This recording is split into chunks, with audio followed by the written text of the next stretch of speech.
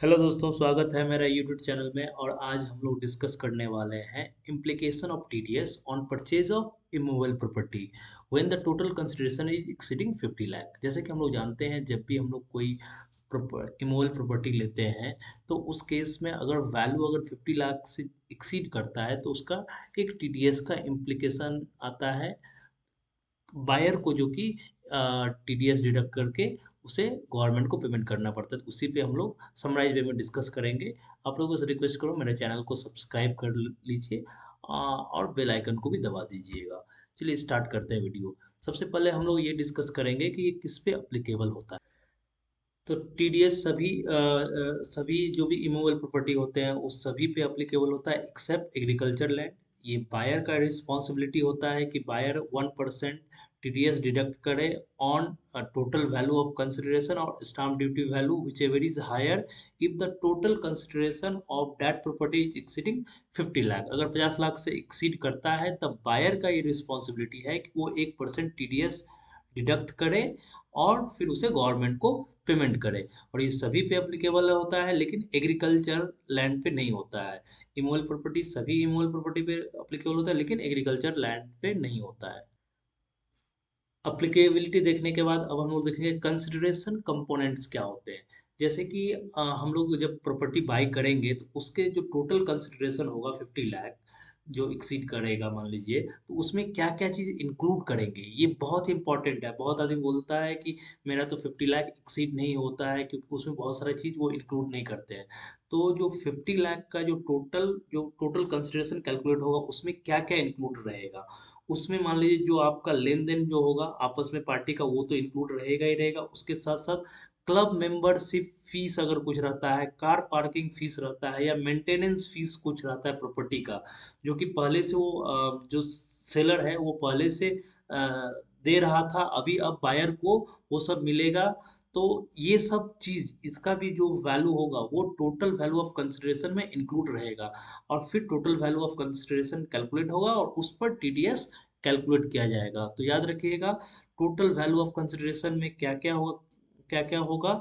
जो पार्टियों के बीच में आपस में लेन देन होता है, आइदर इन मॉनेटरी टर्म और नॉन मॉनेटरी टर्म हो सकता है, प्लस क्लब मेंबरशिप फीस अगर उसके प्रॉपर्टी के साथ साथ अगर उसे मिलता है, तो कार पार्किंग फीस मान लीजिए जो रहता है वो अगर उसको मिल जाता है, तो पहले से ही मान लीजिए कार पार्किंग फीस जो सेलर है वो 5 साल का पेमेंट करके रखा है, जो प्रोपोर्शनेट होगा वो उसका कंसिडरेशन का पार्ट हो जाएगा। मेंटेनेंस फीस मान लीजिए कि 50 साल का एक ही बार जो सेलर है वो पेमेंट करके रखता है, तो प्रोपोर्शनेट जो रहेगा वो आपका कंसिडरेशन का पार्ट माना जाएगा और उसी पे टीडीएस टोटल कैलकुलेट किया जाएगा। इसी तरह से हम लोग कंसिडरेशन कंपोनेंट्स को कैलकुलेट करेंगे। एक और क्वेश्चन जो सबसे बड़ा क्वेश्चन आता है, अगर मान लीजिए एक प्रॉपर्टी का मल्टीपल बायर, मान लीजिए कि मैं ही एक प्रॉपर्टी खरीद रहा हूँ और टीडीएस से बचने के लिए मैं क्या करूँगा, कुछ उस प्रॉपर्टी को पार्टनरशिप में मैं अपने वाइफ के नाम से ले लूंगा और मैं अपने नाम से ले लूंगा, लेकिन प्रॉपर्टी का वैल्यू 50 लाख से एक्सीड करेगा, तो इस केस में आप टीडीएस से बच नहीं सकते। यू हैव टू पे टीडीएस इवन दो आप लोग मल्टीपल बायर हैं, but since the total value of the property is exceeding 50 lakh, then you have to pay TDS। अब जो जो बायर जितना जितना प्रोपोर्शनेट खरीदा है उस हिसाब से उसे टीडीएस डिडक्ट करके फिर गवर्नमेंट को पेमेंट करना पड़ेगा।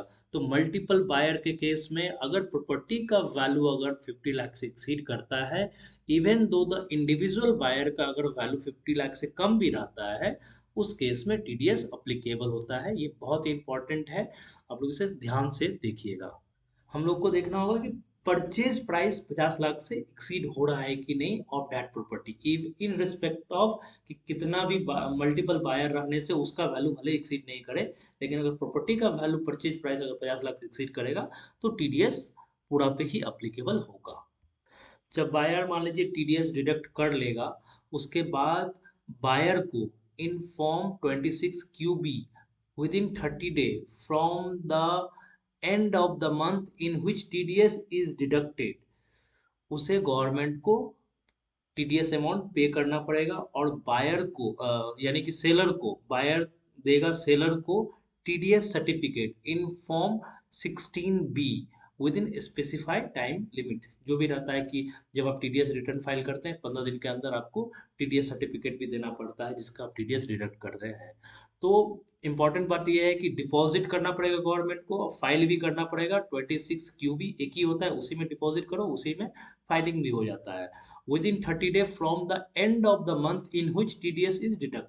जिस मंथ में आप टीडीएस डिडक्ट कर रहे हैं उस मंथ के एंड से 30 डे के अंदर आपको टीडीएस डिपॉजिट करना पड़ेगा, गवर्नमेंट को आपको देना पड़ेगा इन फॉर्म 26 क्यूबी। और आपको टीडीएस सर्टिफिकेट 16 बी में ये देना पड़ेगा सेलर को जिसका आप टीडीएस डिडक्ट किए हैं। मान लीजिए अब कंजिक्वेंस ऑफ नॉन कंप्लायंस, मान लीजिए हम लोग एक प्रॉपर्टी को बाय कर लिए जो कि 50 लाख से ज़्यादा एक्सीड कर रहा था, उस केस में टीडीएस हम लोग डिडक्ट नहीं किए।